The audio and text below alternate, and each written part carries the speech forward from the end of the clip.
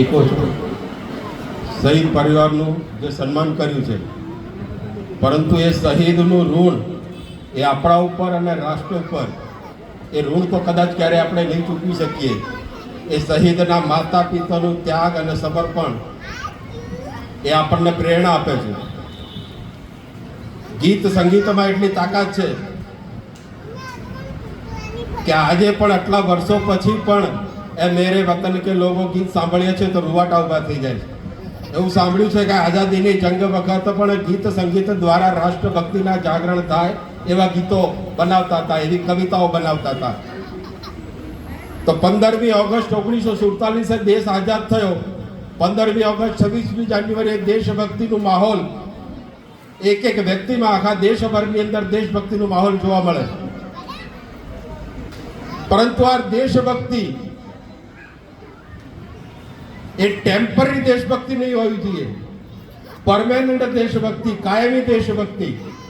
કારણ કે કોઈ પણ રાષ્ટ્રને જો મજબૂત અને સશક્ત કરવું હોય તો એ રાષ્ટ્રની પ્રજા, એ રાષ્ટ્રનો સમાજ, એનામાં કેટલી રાષ્ટ્રભક્તિ છે, એના વ્યવહારમાં કેટલી રાષ્ટ્રભક્તિ છે, એના આધાર ઉપર એ રાષ્ટ્ર મજબૂત અને સશક્ત બનતું હોય. તો 15 ઓગસ્ટના દિવસે ભારત માતાને યાદ કરી, આઝાદીને, જંગને યાદ કરી, શહીદોને યાદ કરી, દેશભક્તિના ગીત ગાયા એટલે આપણી ફરજ પૂરી, એ વિચાર નહીં હોવો જોઈએ. ભારતના બંધારણમાં નાગરિકોનો હક આપ્યો છે, પરંતુ બંધારણમાં નાગરિકોની ફરજ પણ આપી છે. તો દેશ અને દુનિયામાં ભારત માતાનું જો નામ ઉજ્જવળ કરવું હશે, ભારતને જો મજબૂત અને સશક્ત કરવું હશે, તો રાષ્ટ્રભક્તિ એ નાગરિક તરીકે આપણા વ્યવહારિક જીવનમાં રોજ દેખાવી જોઈશે.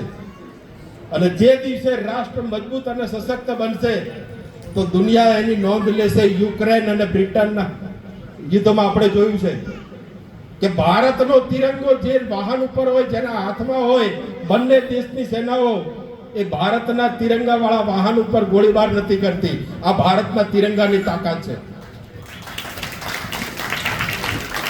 આ તિરંગો કાપડનો ટુકડો નથી. આજે આપણે સલામત છીએ. આવા અનેક વીર શહીદો, આવા અનેક માતા પિતાઓના દીકરાઓ સરહદ ઉપર અનેક યાતનાઓ વેઠીને, ટાઢ, તડકો, વરસાદ એ વેઠીને સશસ્ત્ર બંદૂક લઈને ઉભા છે. એટલે આપણે અહીંયા દિવાળી ઉજવી શકીએ છીએ, એટલે આ કાર્યક્રમો કરી શકીએ છીએ. તો માત્ર 5-25 લોકોની જવાબદારી નથી. ભારતના 140 કરોડ લોકોમાં કદાચ બંદૂક લઈને સરહદ ઉપર નહીં જઈ શકીએ, પરંતુ જ્યાં રહીએ છીએ ત્યાં ભારતનું નામ રોશન થાય એ પ્રકારેનો વ્યવહાર, એ પ્રકારેની ભાષા, એ પ્રકારના સંસ્કાર એ આપણામાં હોવા જોઈએ. ભારતનું કોઈ ખરાબ બોલે તો આપણાથી સહન ન થવું જોઈએ. ઘણા લોકો વિદેશમાં દીકરા દીકરીઓ ભણતા હોય છે ત્યારે આપણી સામે બોલતા હોય, છોકરાઓનું કેરિયર તો ત્યાં છે, ભારતમાં તો કઈ નથી, ભારતમાં તો આમ છે, ભારતમાં તો તેમ છે. રોકવા પડશે, ટોકવા પડશે. ભારતનું બુરું કોઈનાથી સહન નહીં થવું જોઈએ. નાગરિક ધર્મ, નાગરિક શિષ્ટાચાર, તો ભારતના કાયદા કાનૂનનું નાગરિક તરીકે પાલન કરવું પડશે. ભારતના કાયદાનું પાલન કરીએ, ટ્રાફિક નિયમોનું પાલન કરીએ, પર્યાવરણનું રક્ષણ કરીએ, જાહેર સંપત્તિ મિલકતનો નુકસાન ન થાય એની ચિંતા કરીએ. વિદેશી નાગરિક ક્યાંક ભારતમાં ફરવા આવે, ક્યાંક પ્રવાસમાં ગયા અને મળી જાય તો એ વિદેશી નાગરિક આપણા વ્યવહારના કારણે ભારતની સારી છાપ લઈ અને પોતાના દેશમાં જાય, એ પ્રકારનો વ્યવહાર. તો કાયમી દેશભક્તિ જો હશે, રોજે દેશની ચિંતા થશે. ટીવીમાં, પેપરમાં સમાચારો વાંચીએ છીએ, કાશ્મીરના જવાન શહીદ થાય છે. કેટલા લોકોને ખબર છે કે કાશ્મીરની કઈ કઈ બોર્ડરો સંવેદનશીલ છે? તો કોણ ચિંતા કરશે? માત્ર આર્મીના જવાનો ચિંતા કરશે? ના, ભારતના એક એક નાગરિક એની ચિંતા કરવી પડશે. બધા જ ડોક્ટર બનશે, બધા જ એન્જિનિયર બનશે, બધા જ વેપારી બનશે તો સરહદ ઉપર સુરક્ષા કરવા માટે આર્મીમાં કોણ જશે, નેવીમાં કોણ જશે, એરફોર્સમાં કોણ જશે, સીઆરપીએફમાં કોણ જશે?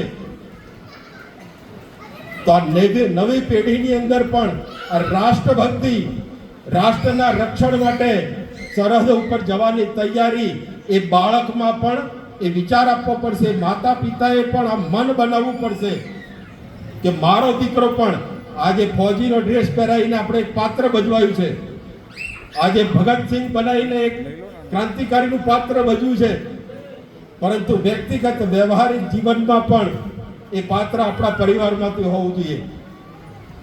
તો નાની નાની બાબતો છે, પરંતુ રાષ્ટ્રને બહુ મોટું મજબૂત કરે છે.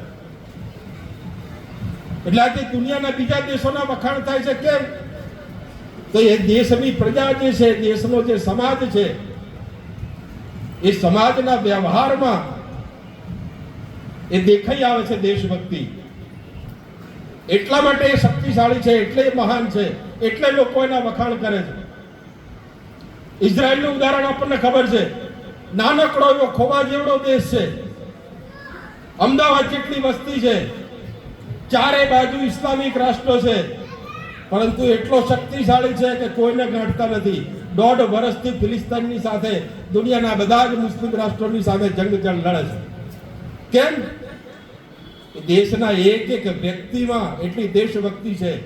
યુક્રેનનું યુદ્ધ ચાલતું હતું, યુક્રેનના નાગરિકો દુનિયાના બીજા દેશોમાં નોકરી ધંધા અર્થે, અભ્યાસ અર્થે ગયા હતા.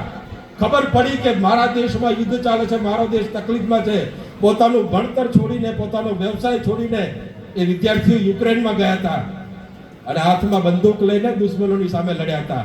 યુક્રેનની એક ફિલ્મની હિરોઈન એ પણ હાથમાં મશીન ગન લઈને યુદ્ધના મેદાનમાં આવી હતી. આ છે રાષ્ટ્રભક્તિનું ઉત્તમ ઉદાહરણ. તો આ પ્રકારેનો ભારતનો નાગરિક આપણા દૈનંદિન જીવનમાં દેશભક્તિ, દૈનંદિન રોજબરોજના કામમાં આ દેશભક્તિ હોવી જોઈએ. માત્ર 2 દિવસ તિરંગાને સલામી આપવાથી એ કામ નહીં ચાલે. શરીરને જો મજબૂત કરવું હોય, તાકાતવાળું બનાવવું હોય તો રોજે ખોરાક લેવો પડે છે. વર્ષમાં એક વખત જો ખોરાક લઈએ તો શરીર પણ નબળું પડી જાય. તો રાષ્ટ્રને મજબૂત કરવું છે.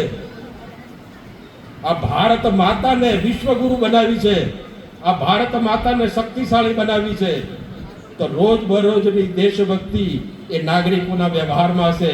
15 ઓગસ્ટ 1947ના દિવસે દેશને આઝાદી મળી એ આપણને યાદ છે, પરંતુ ભારત માતાના સંતાન તરીકે આપણને એ પણ યાદ હોવું જોઈએ કે 14 ઓગસ્ટ 1947ના દિવસે ભારત માતાનું વિભાજન થયું, ભારતના ટુકડા થયા. એ આપણા પૂર્વજોની પવિત્ર ભૂમિ, એ લાહોર, કરાચી, એ રાવી નદી, એ સિંધુ નદી, એ ઢાકેશ્વરી માતાનું મંદિર, એ હિંગળાજ માતાનું મંદિર એ પાકિસ્તાનમાં છે, બાંગ્લાદેશમાં છે. આપણા પૂર્વજોનું છે. કોઈએ ઝૂંટવી લીધું છે. ફરીથી જીવનમાં પુરુષાર્થ કરીને અખંડ ભારત બનાવવું છે. અખંડ ભારતનું સ્વપ્ન એ દરેક વ્યક્તિના મનમાં હોવું જોઈએ. જો સંકલ્પ હશે તો પુરુષાર્થ કરીને પણ એ અખંડ ભારત બનાવીશું. આજે નહીં તો કાલે, કાલે નહીં તો પરમ દિવસે, 500 વર્ષ, 1000 વર્ષ પછી પણ, પરંતુ સંકલ્પ હોવો જોઈએ. આજના 78માં સ્વાતંત્ર્ય પ્રસંગ નિમિત્તે સૌને ફરીથી અભિનંદન. ફરીથી ભારત માતાને અખંડ બનાવવા માટેનું એક સ્વપ્ન, એક ગીતની કડી મને યાદ આવે છે.